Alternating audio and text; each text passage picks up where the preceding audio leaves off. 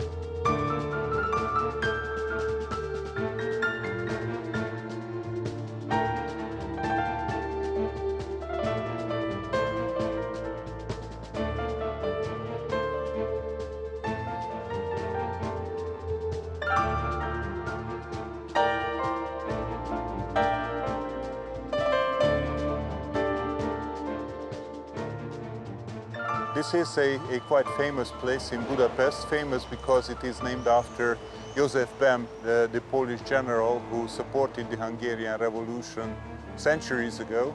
Bem is a big symbol of the Hungarian revolutions.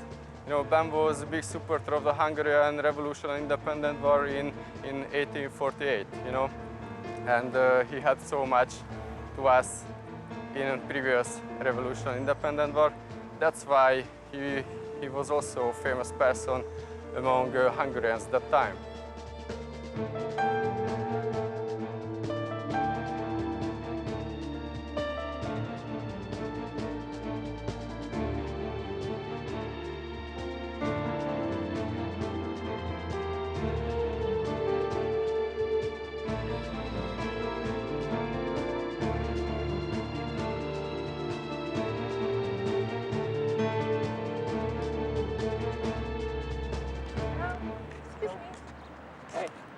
Poland, and we are making a documentary. Yeah. Could you tell us, do you know this square in 56? Are you from Hungary? Yeah, I'm from here, but I'm not really familiar with like what actually happened right here. No idea. We are making a documentary. So we have to go. Actually, we don't really know. No. No idea. Revolution, maybe. Yeah, But I don't speak it's happening. It was a revolution against the Russian communists, and to gain independence from the Russian influence over Hungary. And yeah, it didn't succeed. I mean, the Russians came in with tanks, I believe. Hungarians was fighting against communism because they want to be free.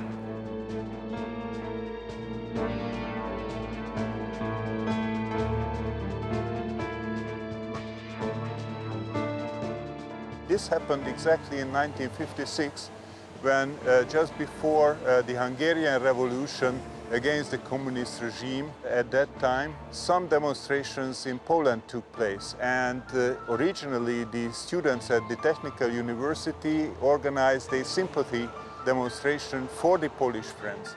The Hungarian students and also factory workers appeared here, they met here, it was a big gathering, it was a big protest. And this was first announced on this place, then the crowd, which originally the organizers thought would be 50,000 people, but it was exhausted and inflated to 200,000. They moved over to the building of the parliament to express the wishes of the people to the Hungarian government. After this gathering, basically it was obvious that Hungary wants to reach the independence. The Hungary wants to change the regime and wants to continue its life without the Russians, without the Soviet Union, without communism. And after this event, the uprising turned into a violent conflict between the Soviets and between the Hungarian riots. This was perhaps the first major demonstration against the communist rule in the Soviet bloc.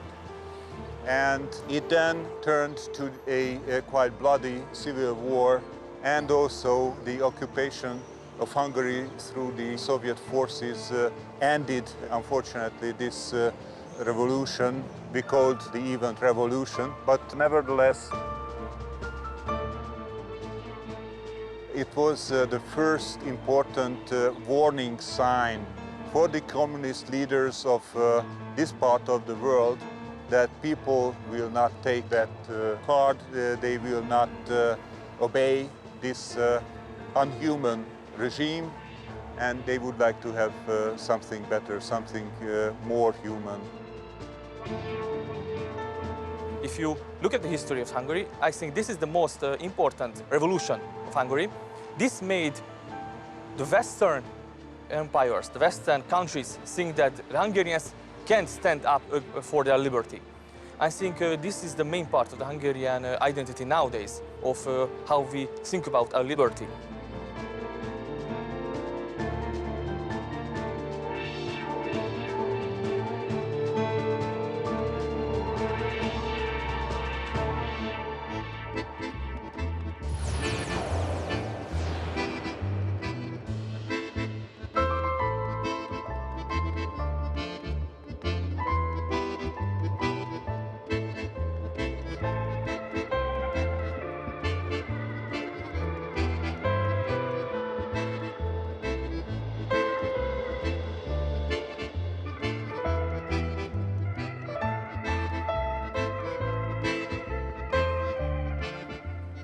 To me, the wall would be symbolic of like freedom. Good vibes.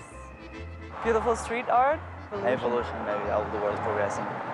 Right now, as it is painted after the fall, I think it's a good symbol because it shows us that we can overcome the issues and the problematic issues, of course. But if we go back in time, it's a bad symbol. 40 years or something, yeah, was dividing the city because of the politics.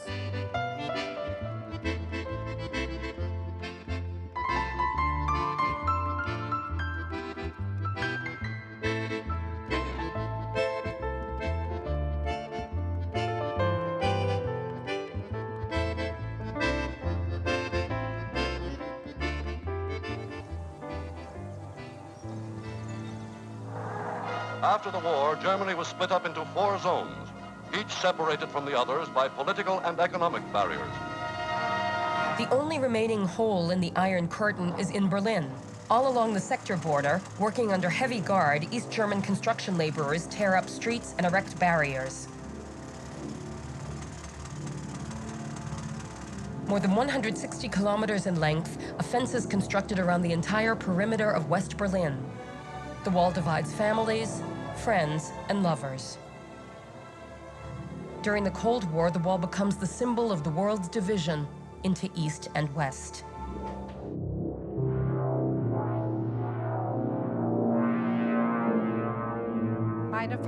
My family escaped from the German Democratic Republic in 1961, half a year before the wall was constructed. For me, the Berlin Wall is a symbol. Being a student from West Berlin, I didn't know any different reality. We felt the urge to avoid the wall. We knew where it was built, and my bike never went towards it. It was impossible to cross it. You had to always turn right or left a block earlier. There are people who grew up in Berlin and who didn't see the wall for years, because you just didn't go there. Berlin Wall, it's just like a tragedy, because lots of people have suffered under this wall. You just wake up and you just find out that you cannot visit your parents or you cannot visit your relative. So I think that it's something against the liberty and against human rights. It's very difficult when I try to imagine myself in a system like this.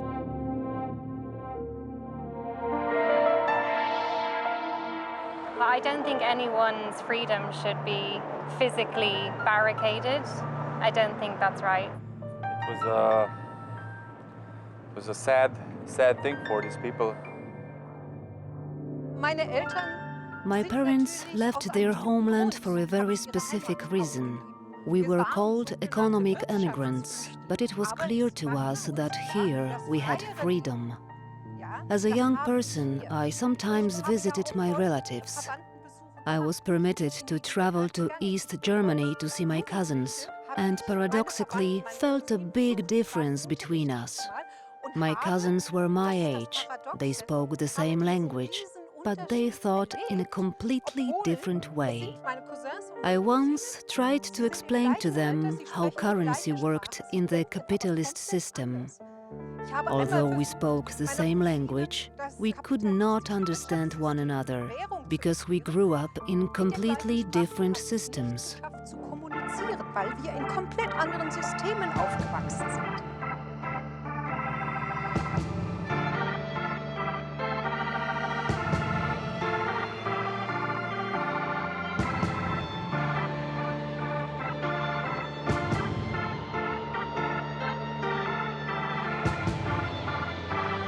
When Wall was destroyed, fall in 1989, I think it was one of the best moments of Germany. Das war einfach großartig. It was wonderful. It felt so unreal. We found it hard to believe that we could suddenly walk freely along the streets of this town. And my father, after several decades, was able to return to the place where he grew up and where he had his whole family.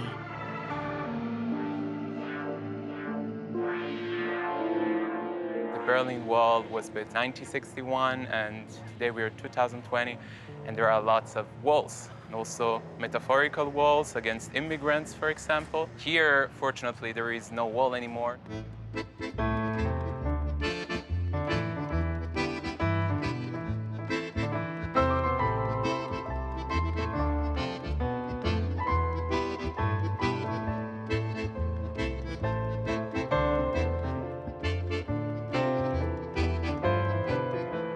I think it's great that it was destroyed, but I think it's good that obviously they kept a little bit of it.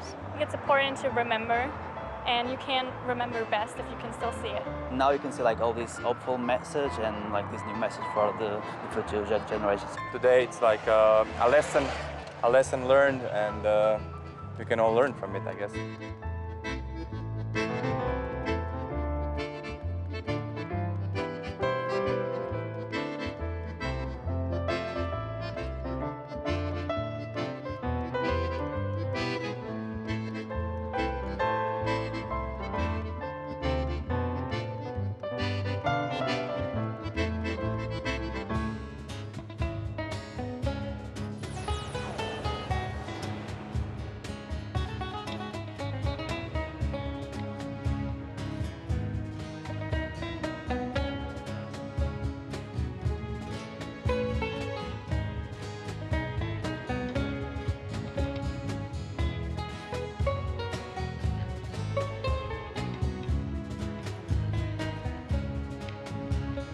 This gate is a symbol of peaceful transformation. The first time when communists started to talk with opposition.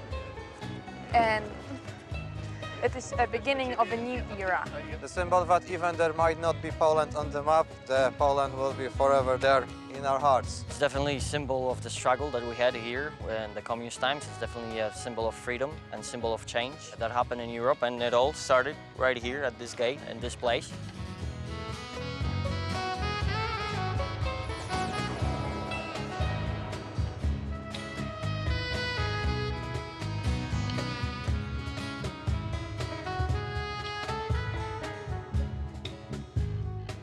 It witnessed a couple of major events. The first strike during December 1970, one day after the prices of food went horribly up, and 3 persons were killed in front of the gate. It also witnessed another strike during 1980, and a couple of other events as well. I drove through this gate with a car full of bread on the 3rd day of the strike, and this is how I got involved with the strike. It was a gate that opened, received gifts, and then closed so that people could meet. Even though it was closed most of the time, it became such a gateway to freedom.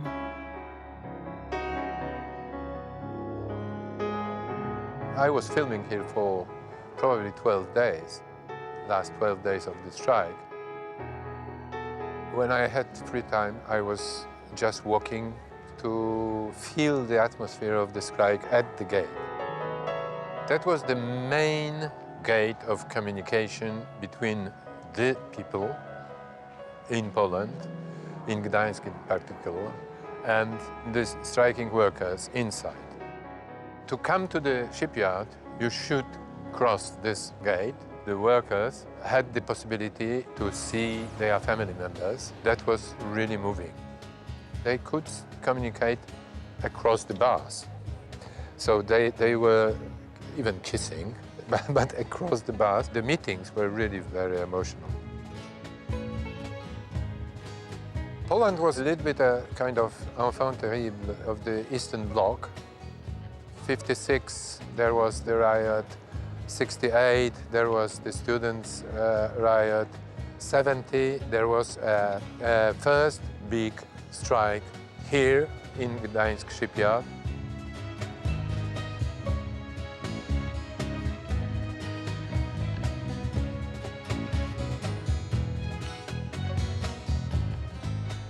After 10 years, when really the economy was falling down and everybody could feel it, especially the workers of big factories or places like shipyard, the wave of very soft strikes started in the summer 1980 in Poland and came to the Gdańsk Shipyard, and this place became the heart of the big strike in Poland.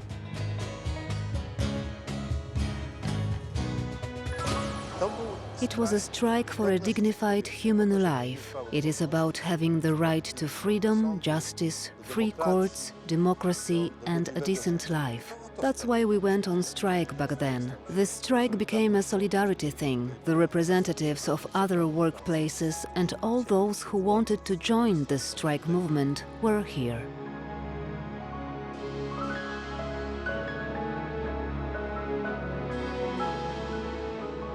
The shipyard determined the rhythm of life of important events, and to a large extent, everything was happening around this gate.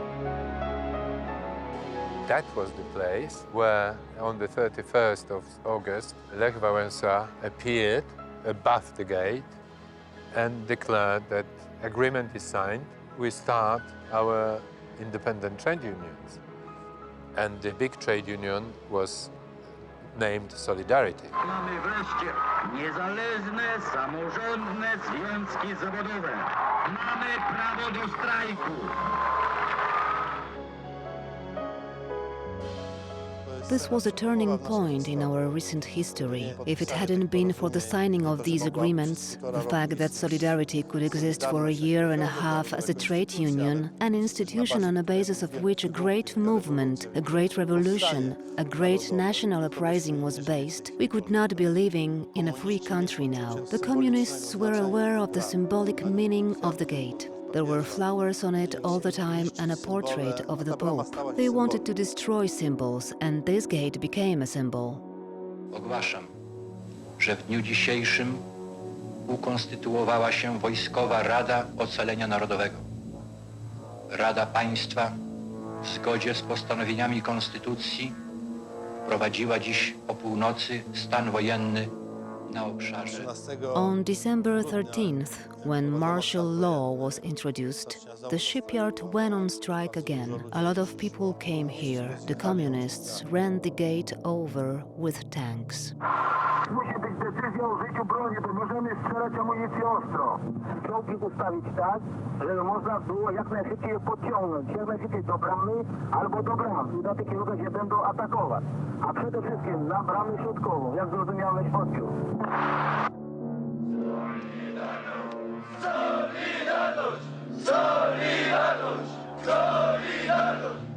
When the Solidarity was reborn and led our country to semi-free elections in '89 in June, soon after it happened in neighbor countries.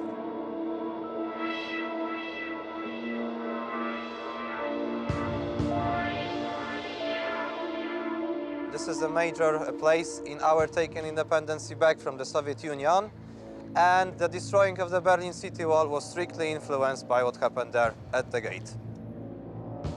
Everything what we wanted happened. What was the basic, the top idea was the hunger for democracy.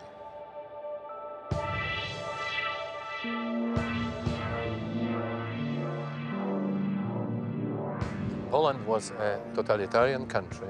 There was a kind of semi-soft terror, but still it was something completely opposite to democracy. And what Solidarity asked for was democracy. And we've got it.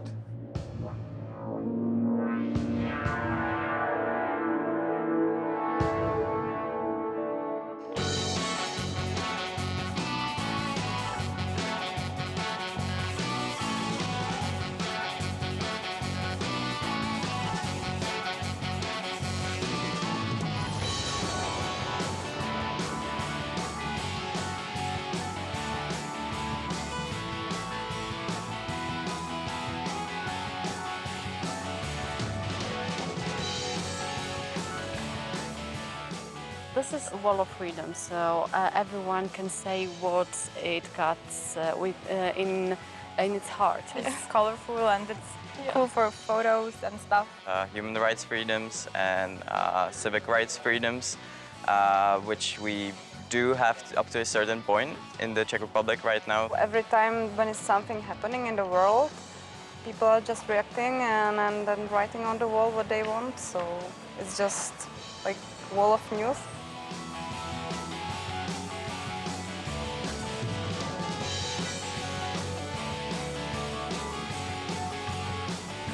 Today, people write their inscriptions on Facebook and social network.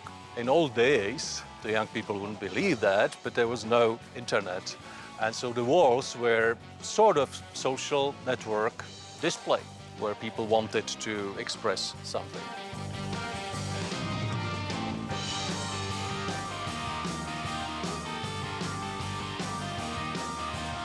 The wall started as an innocent place where young people went to write some romantic poems. They were in love. It's a romantic place in Prague. But it got its meaning by time.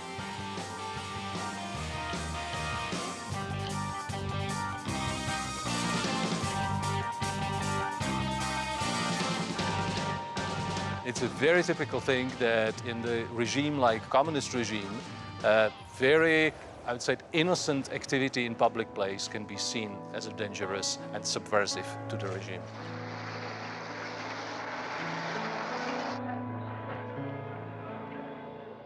If you do something out of your creativity, especially in the public space, it's looked with suspicion. And so that's what happened to this wall. The regime was seeing it as, oh, this is some activity which is not under control.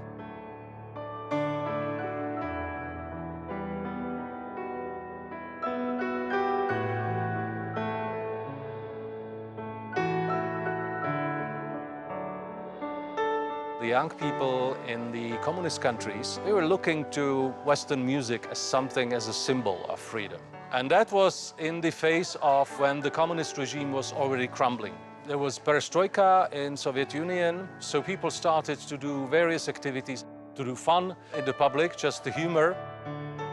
Some were serious, idealistic movement of people, and that was the Peace Club of John Lennon, which actually had some link to this wall.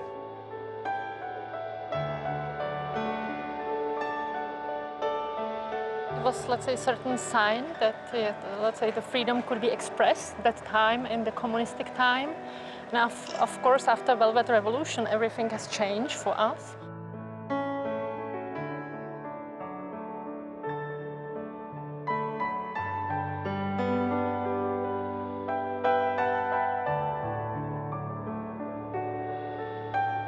The wall got many meanings during time. It was repainted many times, usually by authorities, but in times of freedom, recently, it has been repainted by some artists.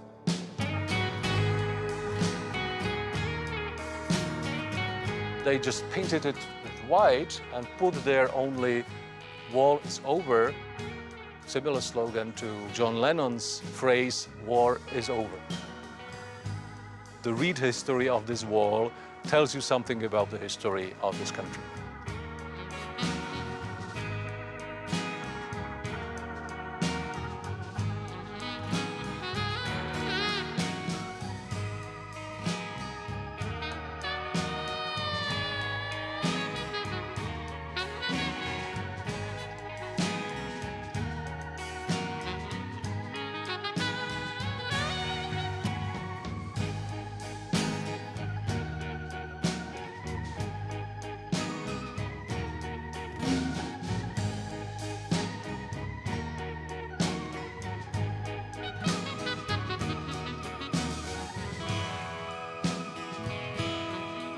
I don't know the history of this wall. I don't know it. It's sad, but I don't.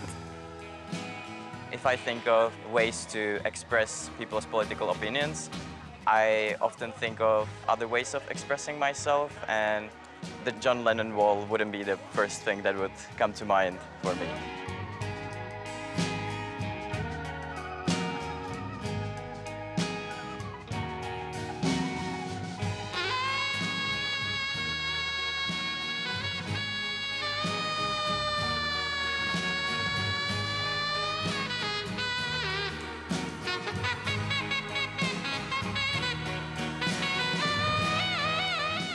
For those who are not comfortable to go to the demonstrations and have the flags and shout slogans and show it in this way, I think the people came hidden in the darkness and they did something here. Now it's different. You can see cameras here watching who is doing what here.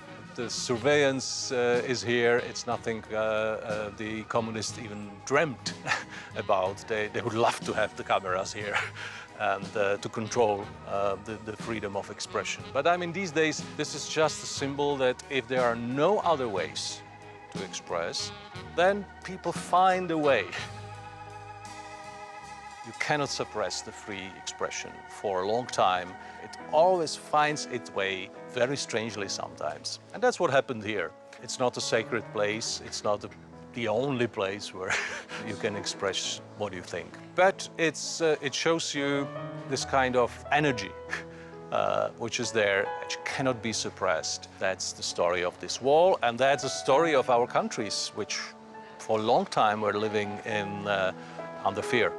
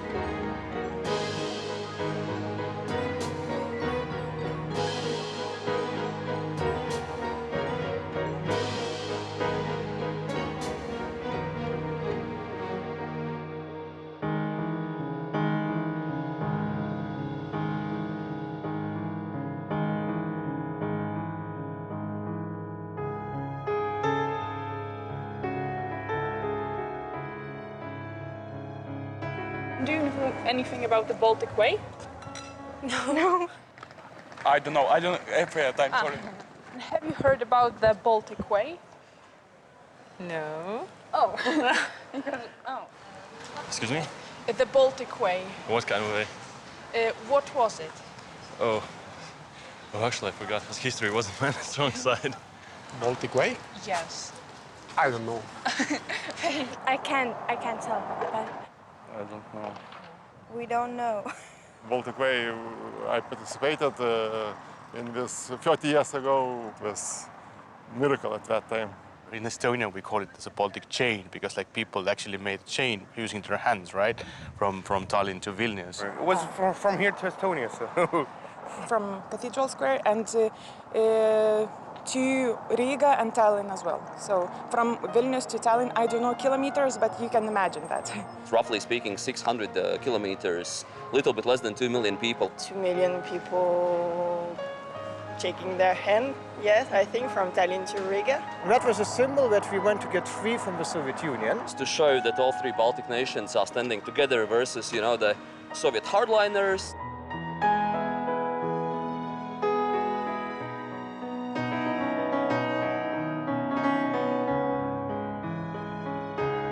The idea was created at the meeting of the leaders of popular movements, those who wanted to restore democracy and independence of Baltic states. Each country appointed its responsible person from the board of the movement, and I was responsible in Latvia. The most important was without mobile phones and computers to reach the grassroots of popular movement.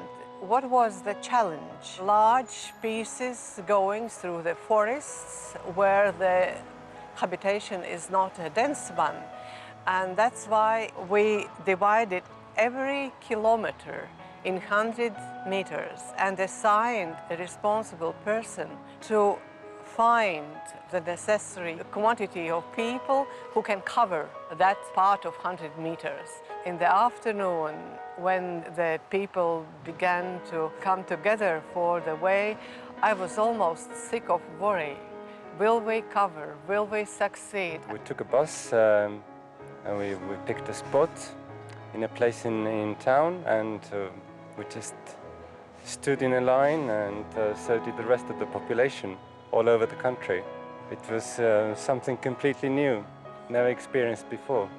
Back then I was 19 years old, so just finished high school, this kind of very exciting summer, all this wind of freedom. It's very special if you grow up in Soviet time and everything is restricted and forbidden.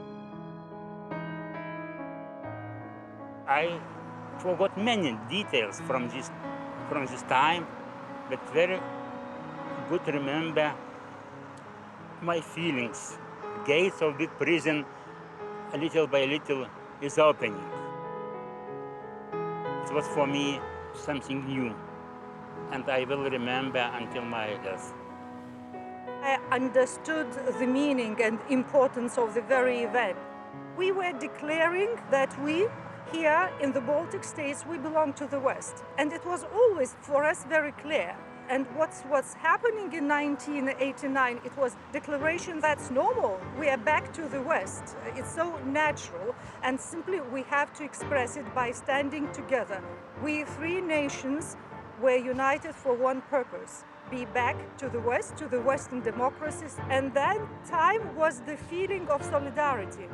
Solidarity for the sake of freedom.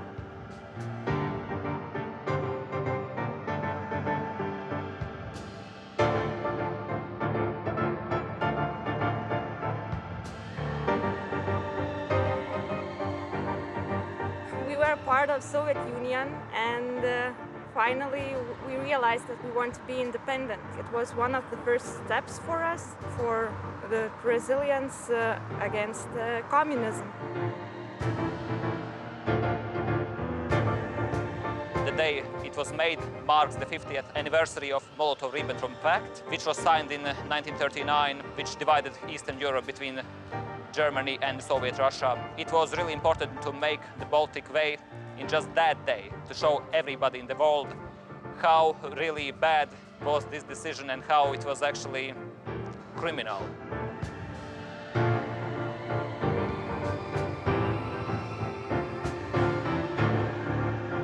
That particular event basically predetermined the future of the Baltic states and other Eastern European countries, which fell under communism and, well, basically were placed under the guidance and protection of Soviet Union. But of course it wasn't a peaceful regime, but a totalitarian one, and that is why this pact is so significant to Latvian history and the history of many other Eastern European nations. As I put myself in those people's shoes, I think that I would be very scared at that time because there's a lot of unknownness and uncertainty. I think it is incredible that people really had that urge to go. They didn't know what was going to happen to them. Couldn't be safe. There was a lot of Russian soldiers here in Vilnius, but we didn't have anything to lose at that moment. We lost our independence in 1940, and now we have to do something about it, to be an independent country, to be a part of European family. We were aware, even if I were then really young, like 30 years ago, of the risks. And you read the history, you live in that, you experience this regime, this system. In a way, we felt invincible. And now, with all the experience what I have, and also with all archives being open, I know that any day there could be blood. Soviet army was quite big, huge in Vilnius, in other cities, few hundreds thousand, and a lot of tanks and so on.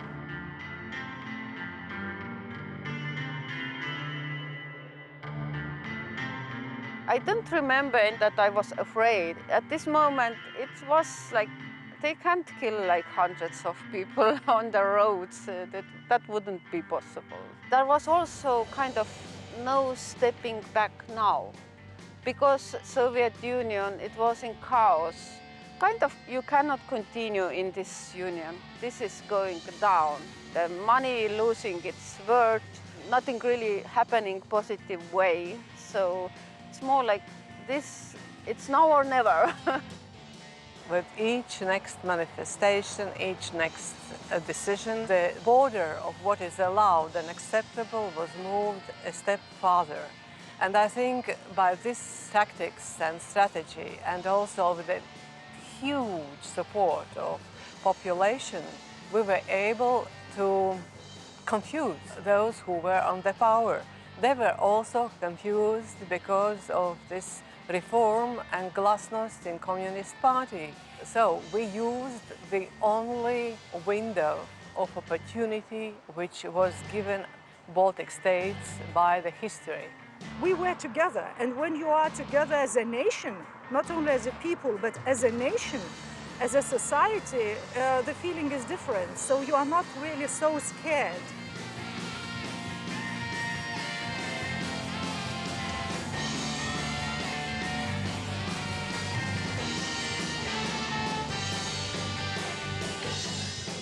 You can scare people when you have smaller groups, but when you have three countries standing on a road like this, that was a clear sign this is it. You cannot stop these people. Actually, Lithuania, Estonia, and Latvia didn't even have that much in common culturally prior to those events. But we were all united in that same wish for freedom. As a history enthusiast, I have a hard time telling you what it actually meant globally, because we don't really know if that had any effect on the regime tumbling.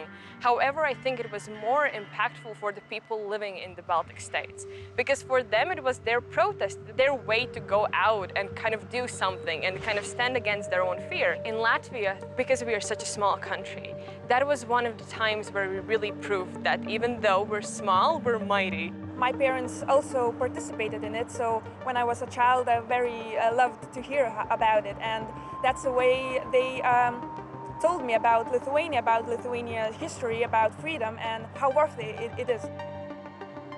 Very many people from my family were massacred and deported to Siberia during Soviet occupation. My family members also joined the Baltic Way, and it really showed the whole Europe and the whole world how much we, three little Baltic countries, want to be independent. And my grandparents and my parents were the ones who waged the battle against communism in the 1980s. It has always been quite important for me to listen to that and the difficulties that they have gone through. But I think that also these family stories are important in every Latvian family, as far as I know, because these events are so prominent in our collective consciousness. My father was part of the chain, my friends' fathers were part of the chain.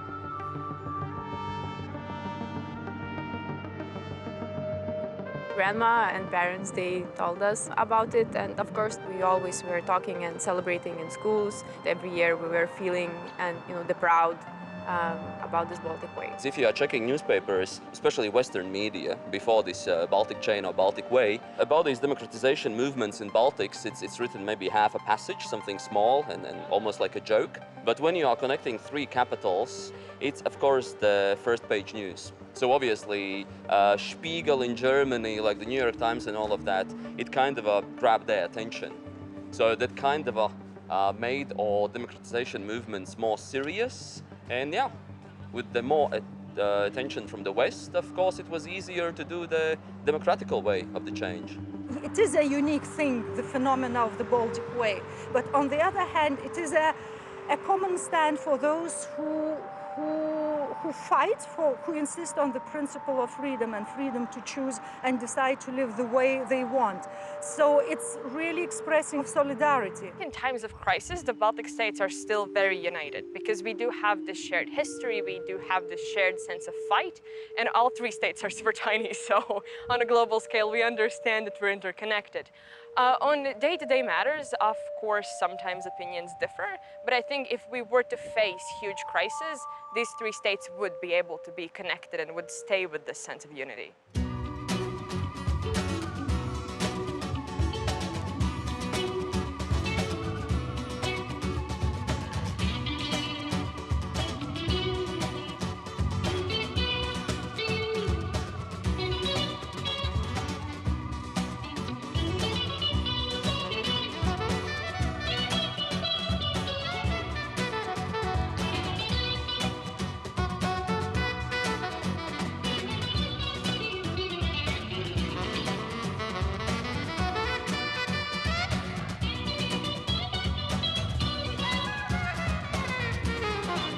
If we were to transfer my grandparents magically somehow through a time machine to where we are now, then they would be pleasantly surprised. We are much better off economically, but of course this also the sense that I don't need to keep my mouth shut even if I'm, for example, against the government. The thing about advantages living in the system that we are living in right now are, for me personally, that I can actually do something about the disadvantages. We like to complain about our democracy.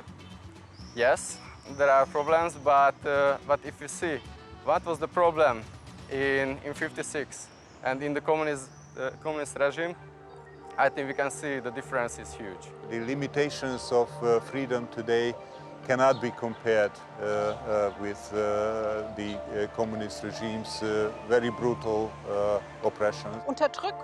Oppression, violation of human rights, silencing of people because they said something different, thought differently, or lived and loved differently, is fortunately all behind us. I'm happy about it every day. What communists did was not just that killed some people, but they've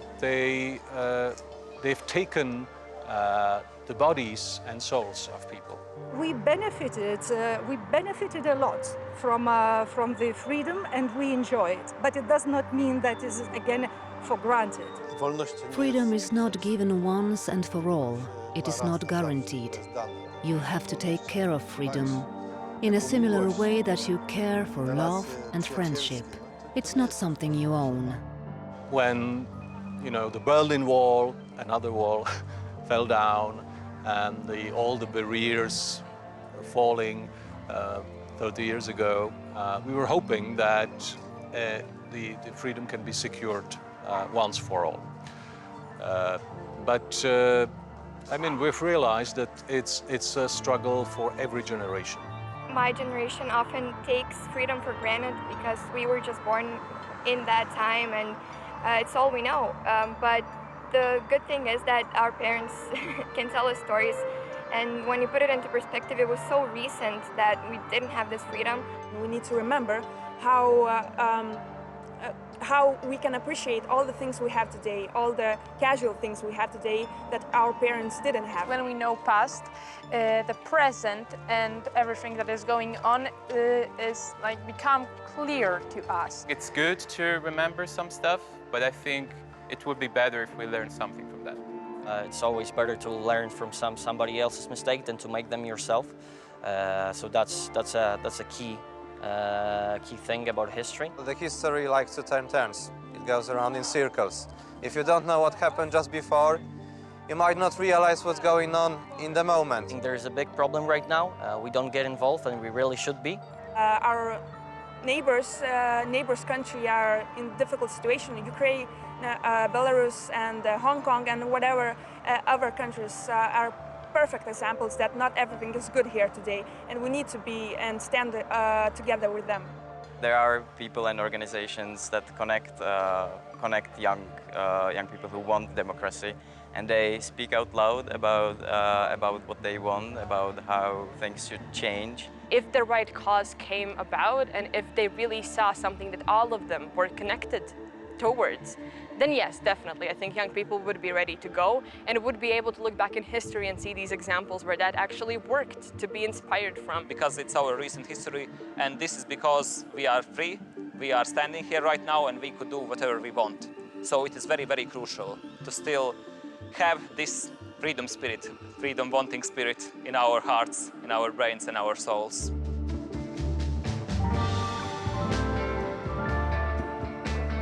"1989 was a turning point in the history of this region. Between February, when the roundtable talks started in Poland, and November, when the Berlin Wall was destroyed, all Central and Eastern European countries got back their freedom. In 1991, the Soviet Union collapsed. The Russian Federation emerged, and 14 former Soviet republics regained or proclaimed their independence, including Estonia, Latvia, Lithuania, and Ukraine. Today, Ukraine is fighting for its independence again, against the invasion of Russia, which wants to rebuild its old sphere of influence. 30 years after the dawn of freedom in this region, history seems to be taking turns. Let's not repeat the mistakes of the past, and not let the dusk last another half a century.